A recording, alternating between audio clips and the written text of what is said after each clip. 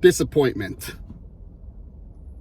Disappointment. My first Premier League game ends in disappointment. And I actually deserve it, you know. You know why I deserve it? Let me tell you why I deserve it. I could have picked a home match against Bournemouth. You know, I could have picked the Manchester United game. I could have picked a home match or away game to Nottingham Forest or some team that are easily beatable. You know what? Yeah, Dom, you want to go and pick Anfield. Go ahead. Pick Anfield. Pick the game against Liverpool at Anfield. Not the one at the Etihad, but at Anfield.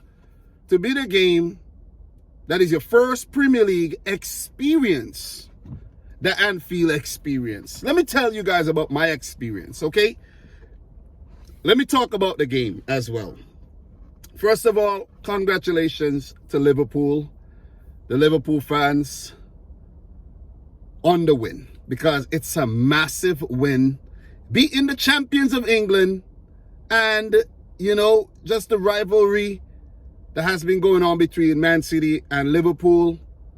It's been, you know, memorable. It's, you know, every game is memorable. Liverpool, I think, have won their last 3 matches against us, where we met in the FA Cup semis, the Community Shield, and the first meeting in the Premier League this season. But the last 5 Premier League games, you know, City, I think, had the better record, the stronghold on Liverpool. So kudos to Liverpool for actually, you know, getting that Man City monkey off their back in terms of the Premier League.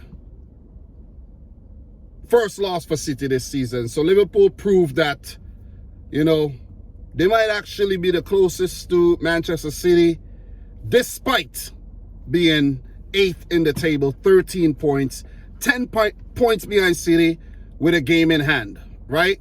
Which means if they're doing their game in hand, they would be 7 points behind, which is, you know, still a far distance behind Man City, but not far if City drop points and Liverpool keep winning. Let's talk about my Anfield experience. First of all, I'd like to say big up to my friend Qatar. He made it possible. When I told him I want to come to, you know, England to see a game, he took me seriously. At first, he thought I was joking, but he took me seriously. He said, buddy, you know, I could get you in, you know, I could, you know, you could be my +1 to a game. I'll get you in. And he made it possible. And I was actually sitting in the cup. I wasn't far up. I was more down towards the goal where the cameramen and everything were located. And it was a great view of everything. Ground zero, basically. Seeing everything at eye level. And just being so close to the goalkeeper, Alisson and Edison. And the Van Dijks and Akanji and Ruben Diaz. Seeing Mo Salah run up when he scored, when he got close. You know, Erling Haaland, Kevin De Bruyne, Foden. You name all the players on both teams. I saw them and it felt good. I actually, let me tell you guys this. For you guys who's never been to a Premier League game, who's never seen these players in person, for some reason, they look mystical. You know what I mean? They like look like mythical. I think the word I want to use is mythical, not mystical. You know what I mean? But, you know, mystical is a good word too. You know, they have that mystique surrounding them and everything. But the word I'm looking for is mythical. They look like gods. For some reason, they have this aura around them, this glow to them. Even though they're not like super tall players, like some of them, most of them, they just look very big in stature. You know, Erling Haaland and Van Dijk are big, but De Bruyne look big. Ruben Diaz, Akanji, Alisson, these guys look, I was like, ah, damn. You know, so it was a good experience, man. And being amongst the Liverpool fans, just feeling, you know, the tension. And as a City fan, I wasn't in unison with the Liverpool fans. So when they sing You Never Walk Alone, you could hear the thunderous voices just, you know, ooh. And I was like, God damn, wow, louder. You know what I'm saying? So it was a great experience, man. And I just had to take it.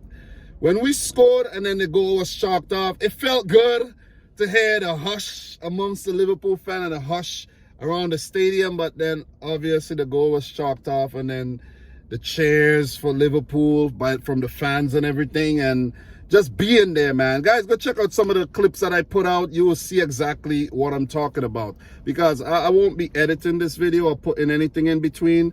So yeah, it's a lot of work. This is just my raw, uncut version of how, you know, my experience at Anfield was. I have to say, the Liverpool fans, man, they get behind their team and they make it a very difficult place to play. We knew that. We knew that. But to be there, it's a different experience, man. It's a different experience. So they definitely are the 12th man. They definitely push the team to their limits. And when the team is down, they help the team get back up, because perfect example, the Mo Salah misses. Well, he should have scored, but I think Edison got a glove to one. Jota missed. But when Mo Salah looked so down, the crowd began to sing, Mo Salah, Mo Salah. And it just lifted the player and he scored. So it's like, you know, wow. You see what I'm saying? So getting to watch the game firsthand just give me a whole new experience, a whole new perspective for when I go back to New York and I'm analyzing matches. You know what I'm saying? I could say I was there. I know how it is. You know, but to talk about the game, man, look, 0-0 in the first half, high intensity football. I'm telling you, in the arena called Anfield, the 22 gladiators just lined up and battled, and you couldn't take your eye off the game. It was just captivating. You couldn't take your eye off the game for 1 second. Don't go to the bathroom. Don't go get anything. Don't look away. You missed something, man. I'm telling you, it was just, and you could see why these teams have been so good. They're so difficult to play against, and when they come up against each other, it's like you have to be on your A game all the time. You slip up, you get punished. And we saw what happened with the goal. Not Bernard, but João Cancelo, he made a mistake. Salah got in behind, punished, the game's only goal. This looked like it was going to be a 0-0 draw. And I'm telling you, time waits for no man when you're at the stadium. You're watching the game, you look up, you're like, what the hell? Where did the time go? You see what I'm saying? It looked as if nothing happened out there, but the time just, because it's just high intensity, man, high concentration levels required. And, you know, the better team on the day, I think, came out victors, because, look, even though Man City did have their chances to score, Haaland with 2 headers hit straight to the goalkeeper, and a couple wild shots hit up in the crowd, and, you know, a couple shots blocked. I think, and then the goal that was chalked off, if City had, that goal had stood, I think we would have went on to win the game, because Mo could have came. But I think Erling Haaland did foul Fabinho. It's obvious. The pull down is quite obvious. I know Pep Guardiola didn't like it. You know, he was, you know, animated, riling up the Liverpool fans as well. But it was definitely a foul. You know, kudos to Foden for scoring and everything, but it was a foul. So I don't feel bad about that or anything. I could say VAR, you know, robbed us or something. Bernardo said that decisions needed to be consistent throughout the game. I do admit the referee were allowing play to go along when there was a lot of physicality, but I think he did call when they were over the top. But I think the goal, you know, was rightfully chalked off, in my opinion. We defended well on occasions, but I could say, being there, I've been talking about this for quite a while. City's weak point, get the ball over the defense, on the counter, and you get in behind. With a speedster like Mo Salah, you get in behind. Darwin Nunez or Jota, you get in behind. That's City's weak point. Trying to play the ball through, you know, to cut apart the defense, it doesn't work. It doesn't really work, you know, because you don't play with the ball a lot against City. So you have to use those counter attacks, and you could see Alisson, the long goal, the long kick out all the way to the halfway mark. Mistake from Cancelo. Salah knew what, Alisson's plan was, and he got in behind and he put it past Edison, who I think, did a good job on the day, for the most part. One time he did come out and stop Mo Salah. He got clattered, almost had to get taken off the field and everything. But overall, I think he did a great job. Diego Jota was brought off injured. He looks like he's going to be out for a while. He was stretched out. There's going to be no Luis Diaz. There's going to be, a few players still out. Oxlade, Chamberlain, Keita, and co. But I have to say, Liverpool, they did hold up against Man City, because I'm telling you, watching Manchester City play and the way they keep the ball and the way they use Edison and come back and pass the ball around, precision passing, for Liverpool to get in behind and to score, to strike, kudos to them, man. And, just keeping guys like Haaland and co out is not an easy job. Gomez had a massive game. Van Dijk bounced back well. I think Milner had a good game. Andy Robertson came in and he handled business. I think the entire Liverpool team played well. Mo Salah wasn't having a great game, and then he scored the winner. Firmino, his touch, his composure on the ball, sneaky. I think Thiago had a good game. Harvey Elliott, massive match for him too.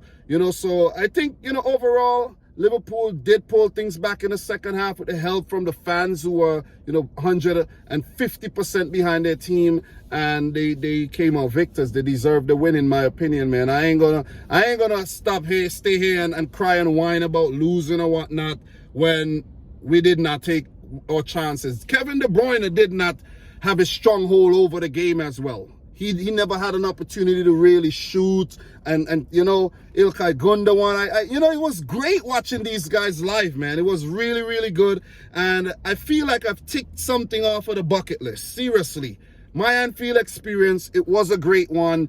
Being amongst the Liverpool fans, it's not something that a lot of opposition fans do get to experience. I'm not from the country, so could slip in and get away with it. I kept my calm. I kept my emotions intact. I didn't look disappointed when we conceded or nothing. So someone could realize, hey, imposter over here. Hey, you know what I'm saying? So it was a pretty good experience, man. I got to see Pep. I got to see Klopp. He got sent off, for protesting the Salah foul. Bernardo roughed him up a bit over there. And, it was just good seeing everything, being there live, thousands of people, man. It was lovely, man. It was lovely. It was really, really lovely. And I have to say, I'll be back definitely in the future for a game at the Etihad. And I'm going to schedule a game that I think we're going to win. Because I can't be losing. I can't be coming all the way over here to watch the team lose, man. Seriously. But guys, that's my thoughts. City second, Spurs same amount of points. Arsenal now has 4 points ahead of Man City after the win against Leeds. Liverpool are 8th, climbing up the table, still far behind, but this could be the turnaround for Liverpool's season after the massive win against Rangers. But City's week has been torrid with the 0-0 draw against Copenhagen, and now the 1-0 loss to Liverpool, not scoring any goals in the last 2 games. Haaland's first loss, as a Manchester City player, barring the Community Shield and all. But 2 losses now, both against Liverpool, and we have to absolutely bounce back. Listen, I'll talk to you guys more. I have to do a mini roundup of the games this week, just something a little short, nothing crazy, because it's something that I'm customary doing every single week. I've been watching highlights on my way back down the south side. I'm going to see my uncle in Reading right now, and a 2-hour drive from Manchester, so 2.5 hours or so. So, you know what I mean? I've been watching the highlights, listening while on the road and everything, so that I could give you guys a little update when, I'm done. But, it's been great. It's nice being away from all the hustle bustle over in New York and to be in England, in Europe for the first time. Listen, if you're a Premier League fan and you never saw a Premier League game, make it happen. Make it happen. Get it off your bucket list and, live life. You only live once, man. Save up and make it happen, man. It feels good. It definitely feels good. But guys, I'm your boy Dominic Rich. Thank you for tuning into yet another one. Like the video if you haven't yet done so. Smash the thumbs up button. Share with a friend. Let me know your thoughts down below. And from me, until next time, peace out. Rich Squad. Peace.